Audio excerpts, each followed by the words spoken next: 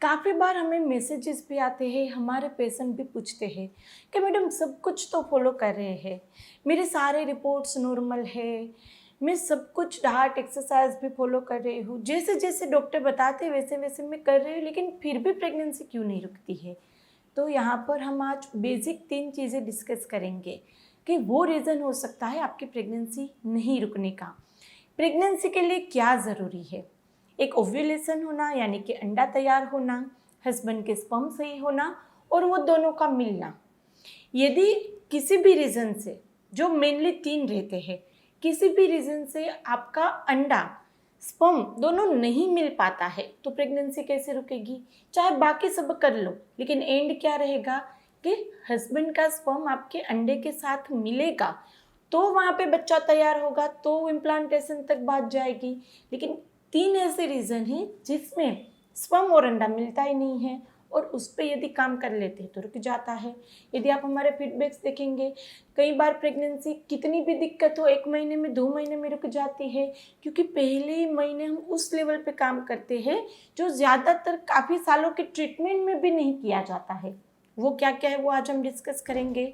सबसे पहले जैसे हमने बताया अंडा और स्पर्म मिलने के लिए क्या ज़रूरी है, तो ओव्यूलेशन के बाद यहाँ पर से अंडा आएगा फैलोपियन ट्यूब में, स्पर्म को रहेगी जर्नी करनी, यानी कि रिलेशन के बाद स्पर्म यानी कि हस्बैंड का लिक्विड यहाँ पर इंजेक्ट होगा, यहाँ पर वो आएगा। अब यहाँ पर स्पर्म को चल के यहाँ पर जाना पड़ेगा। तो सबसे पहला ओव्यूलेशन तो आपने चलो किसी भी लेवल पे कर लिया, यानी कि अपने आप बन गया अंडा, इंजेक्शन से, दवाई से, कैसे भी करके अंडा बन गया है। अब अंडा तो यहाँ पे वेट कर रहा है ना। लेकिन स्पर्म में क्या दिक्कत हो सकती है? उनकी काउंट कम हो सकती है, मोटिलिटी कम हो सकती है, लिक्विफिकेशन टाइम, काफ़ी सारे केसेस में आप हस्बैंड की स्पर्म की रिपोर्ट देखना, लिक्विफिकेशन टाइम सही होना चाहिए, क्योंकि लिक्विफिकेशन का क्या मतलब है, यहाँ पे लिक्विड जो हस्बैंड का गिरता है उसके बाद उसमें से स्पर्म अलग होंगे, उसके अंदर 2% स्पर्म रहेगा, बाकी 98% पानी ही रहेगा। तो उसमें से स्पर्म अलग होकर ऊपर ट्रैवल कर पाने चाहिए और वो लिक्विफिकेशन विस्कोसिटी सही रही तो होगा। एग्लूटिनेशन उसमें नेगेटिव होना चाहिए, एग्रीगेशन नेगेटिव होना चाहिए। यदि वो भी पॉजिटिव है तो स्पर्म गुच्छे गुच्छे में रहेंगे, अकेला स्पर्म नहीं रहेगा, तो वो यहाँ तक ट्रैवल ही नहीं कर पाएगा, ट्रैवल करेगा तो फर्टाइल नहीं कर पाएगा। क्योंकि काफ़ी बार जब पेशेंट मेरे पास आता है तो उसकी रिपोर्ट नॉर्मल बोलते हैं, यानी कि गायनिक भी क्या देखते हैं कि वो IUI IVF point of view से हस्बैंड की रिपोर्ट ज़्यादातर अभी के केसेस में देखते हैं, नेचुरल नॉर्मल के लिए सोचते नहीं है। चाहे वो खुद अपने यहाँ पे ओव्यूलेशन इंडक्शन यानी कि लेट्रोज इंजेक्शन डुफास्टोन के ट्रीटमेंट करेंगे, सामने हस्बैंड की रिपोर्ट इस तरह से नहीं देखेंगे तो प्रेगनेंसी नहीं रुकेगी। तो स्पर्म की रिपोर्ट पहले आप मेक श्योर करिए नॉर्मल है। दूसरा, अब यहाँ पर गया हस्बैंड का सीमेन, तो आपके वजाइना की पीएच भी नॉर्मल होनी चाहिए। वजाइना की पीएच यानी कि यदि आपको इन्फेक्शन रहता है, यदि आपको खुजली, इरिटेशन, जलन, दाने निकल आना, डिस्चार्ज येलोइश, ग्रीनिश या बदबू आना, इसमें से कोई भी सिम्टम रहा तो आपका हस्बैंड का स्पर्म वहीं पे, चाहे कितना अच्छा है, ये यहीं पे डिरेंज हो जाएगा। पहले तो वो जिंदा नहीं रह पाएगा, जिंदा रहेगा तो उसके नॉर्मल नहीं रहेंगे फॉर्म। तो यहाँ पे ये भी ज़रूरी है कि आपकी ये पीएच ठीक होनी चाहिए। अभी चलो पीएच तो ठीक है, लेकिन कभी कभी जो इन्फेक्शन आपको पास्ट में हुआ, कभी कभी बाहर सिम्टम नहीं आते, मैंने अभी बताया, लेकिन वो अंदर अंदर सिम्टम जाके वो यहाँ पर क्रोनिक सर्विसाइटिस कर देगा।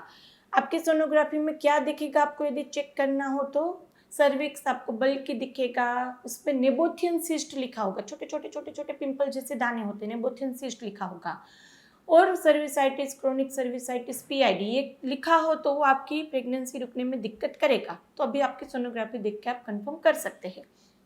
कल ही एक पेशेंट को सोनोग्राफी में आया है कि यहाँ पे नेबोथियन सिस्ट इतनी बड़ी थी, ऑलमोस्ट 1 सेंटीमीटर की नेबोथियन, क्रोनिक इतनी ज़्यादा क्रोनिक सर्विसाइटिस थी कि 1 सेंटीमीटर की नेबोथियन सिस्ट बन गई, जो वहाँ पे इस तरह से इतनी बड़ी सिस्ट होगी तो वो स्पर्म को ऊपर ही नहीं जाने देगा, तो प्रेगनेंसी कैसे रुकेगा। तो मेक श्योर करिए आपकी सर्विक्स हेल्दी हो। तीसरा पॉइंट आता है आपका फैलोपियन ट्यूब का, जो हमने बताया कि अंडा स्पर्म मिलेगा तो यहीं पे ना। तो यदि आपका ओव्यूलेशन भी सही है, यहाँ पे भी सब सही है, आपका बच्चेदानी का मुख भी सही, लेकिन ट्यूब बंद है, तो फिर अंडा तो यहाँ पे इंतजार करता रहेगा, यहाँ से स्पर्म ऊपर आ ही नहीं पाएगा या फिमरियल एंड से ब्लॉक होगा, तो भी आपका अंडा फिलोपियन ट्यूब के अंदर जा ही नहीं पाएगा।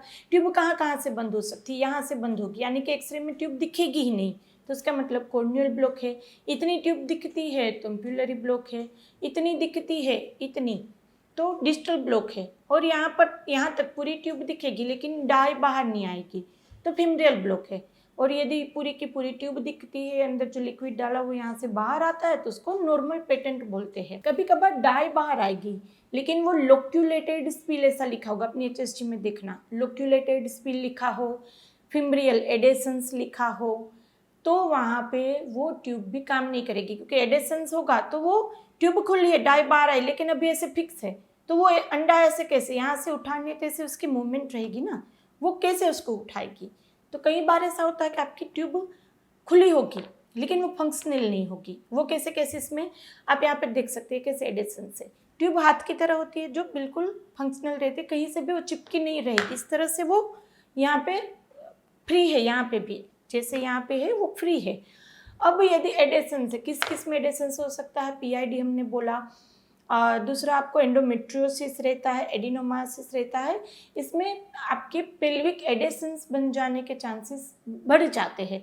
अब एडेसेंस में क्या होगा कि ट्यूब बाहर तो आई, यानी कि आपने 3, 4, 6 महीने या 1 साल पहले चेक कराई थी, फिर बोलेंगे पेशेंट मेरी ट्यूब खुली है, लेकिन अभी तक वो फंक्शनल ना हो, बीच में यदि आपको सिस्ट हो गई, आपको इन्फेक्शन हो गया तो उसमें एडेसेंस हो जाते, ट्यूब वापस बंद हो जाती है। तो जनरली जब पेशेंट आते हैं, कभी कभी IUI फेल लेके आते हैं, कभी कभी बहुत सारी इस तरह से ओव्यूलेशन इंजेक्शन के बाद आते हैं, कभी कभी नेचुरल प्लान करें, लेकिन कितने टाइम से प्लान करें नहीं रुक रही है, फिर मैं ट्यूब की दवाई देती हूँ, एडेसेंस कम करने की दवाई देती, तुरंत ही रुक जाती है।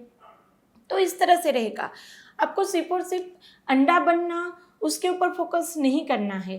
काफ़ी बार ऐसा होता है कि जो ट्रीटमेंट लेते हैं उसमें एक ही बात होती है, ओव्यूलेशन इंडक्शन, कैसे भी करके अंडा बना लो, चाहे दवा से नहीं बन रहा तो इंजेक्शन से बना लो, लेकिन ओव्यूलेशन फिर 1 साइकिल वो करेंगे, फिर IUI 2 साइकिल करेंगे, फिर IVF बोल देंगे कि अंडा नहीं बन रहा है आपका, 1-2 महीना ये कर लिया, नहीं रुको, अभी तो IVF ही ऑप्शन है। उसमें भी AMH कम तो तुरंत ऑप्शन आ जाता है कि आपको डोनर के साथ IVF करना पड़ेगा। तो कभी कभी पेशेंट एंजाइटी में आके ये डिसीजन ले लेते हैं, कभी कभी उनको नॉलेज नहीं रहता है कि कहीं पे ऐसी ट्रीटमेंट है, होम्योपैथिक मेडिसिन है, और हम जो ट्रीटमेंट देते हैं पूरे इंडिया से या फॉरेन में भी बैठ के आप ले सकते हैं।